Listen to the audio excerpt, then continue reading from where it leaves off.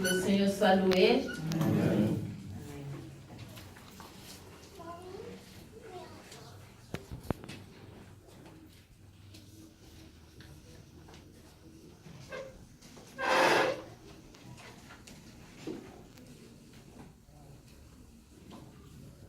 Il y a des moments dans nos vies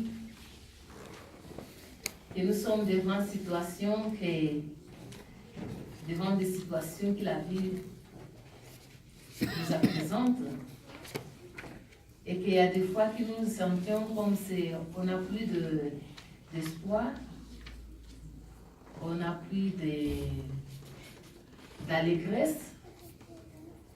C'est comme nous nous sentons totalement vides, au point qu'on se sent que qu'est-ce que me reste encore? Il y a quelques jours, j'ai entendu une frère qui m'a dit, mais je vis encore pourquoi? Pourquoi le Seigneur n'enlève pas ma vie? Jusqu'à ce point.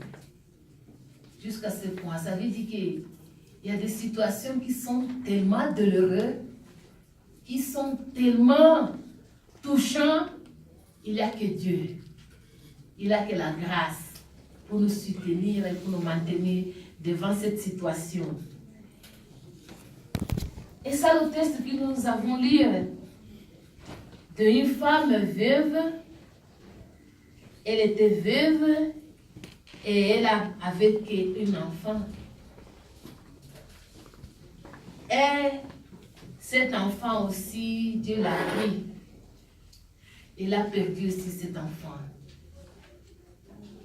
Dans ces moments de douleur, il y a des moments que peut-être elle pouvait penser, pourquoi Dieu m'a donné cet enfant, c'est devait m'enlever? Parce qu'après que tu as déjà quelque chose, tu as appris à aimer. C'est à toi. Et après, la circonstance la lève. Mais pourquoi que j'ai eu?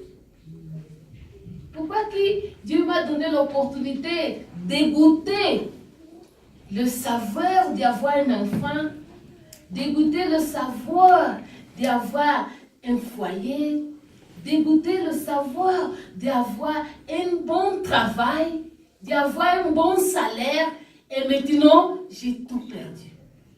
Et maintenant, j'ai rien. Jésus était à côté. Il était dans une ville. Et dans cette ville, il faisait beaucoup de miracles là-bas. Il avait fait beaucoup de miracles.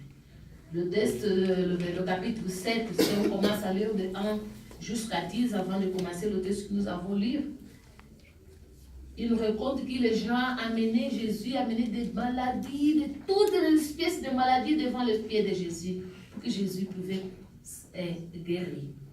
Et Jésus a fait plusieurs miracles. Jésus a guéri. Et après, il a dressé cette place, et la foule, les gens le suivaient et marchaient avec lui, avec les disciples, jusqu'à qu'ils sont arrivés à la porte de la rentrée de la ville appelée Naïm. Et ses disciples, toutes les grandes foules qui les suivaient, ils ont trouvé un enterrement. Un cortège d'enterrement. Les gens qui partaient pour aller enterrer le fils de cette femme veuve. Et c'est dans ce temps, être veuve, ce n'est pas facile. D'abord, c'est la première condition qui tient une femme. Et les femmes, c'était des gens qui, dans ce temps-là, c'était des gens qui sont pécheurs, qui n'ont pas presque aucune valeur.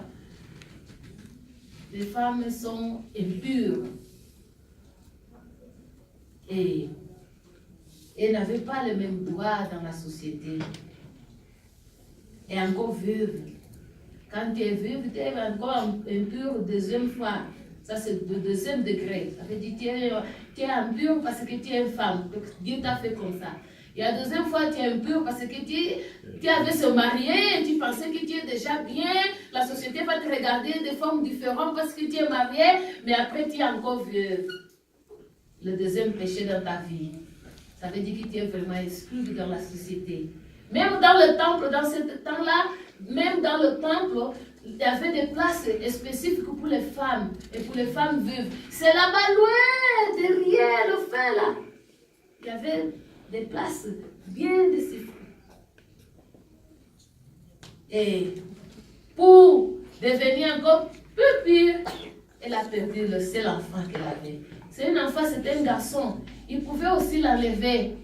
Il pouvait aussi enlever sa gloire, son honneur, sa beauté, son allégresse de vivre. Mais même cet enfant était mort. Et elle pleurait devant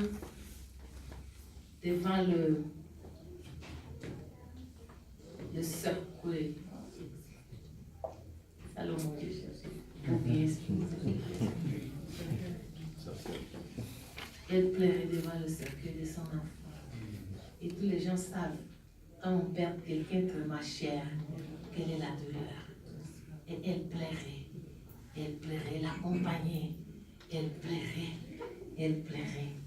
Avant d'arriver dans le moment où Jésus arrive, je voudrais partager. Normalement, moi, je n'amène pas trop des exemples. Mais dans ce côté-là, j'ai 4 exemples.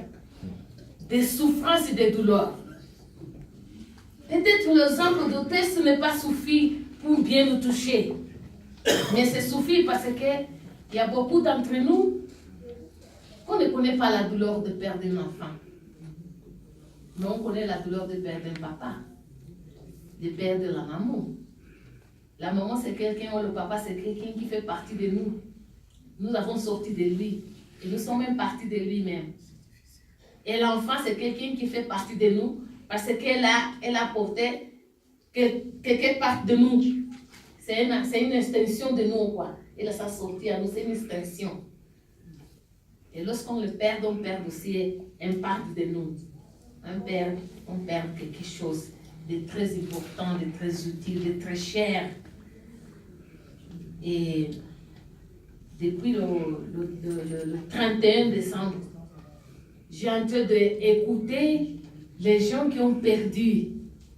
Et les gens qui ont tellement dans une douleur très profonde. Et une dame, elle m'a de me dire, pasteur, moi j'ai perdu mon temps. J'ai perdu ma vanité.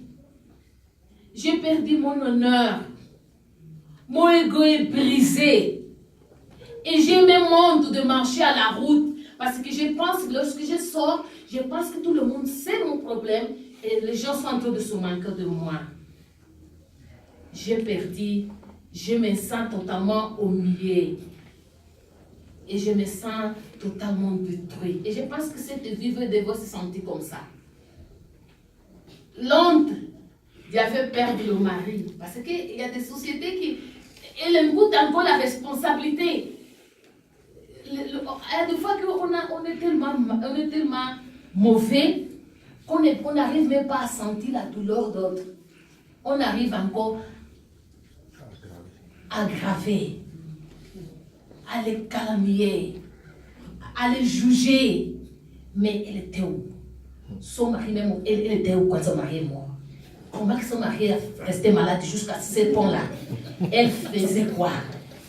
Et qui a vu même son enfant maintenant aussi est mort. Elle était où quand son enfant a été blessé pour les amis? Elle ne s'occupait pas bien de ses enfants. Maintenant, son enfant a lutté à la route. Maintenant, c'est la blessure Les gens, nous sommes tellement mauvais qu'on ne sait même pas s'approcher de quelqu'un qui est dans la douleur et fermer nos bouches. Et l'embrasser simplement. Et prier. Et demander à Dieu que Dieu aide à effacer la douleur. On fait. Si on ne fait pas devant lui, on fait derrière. Et après, elle s'achète. Si on ne fait pas derrière, devant, on fait derrière. Mais on sache toujours que tout ce que nous faisons derrière, un jour, elle s'achètera. Pas aujourd'hui. Elle va continuer ton amie. Parce que tu es une personne farce. Qui parle ça derrière, mais devant tu es une amie. Mais un jour, elle s'achètera. Elle saura.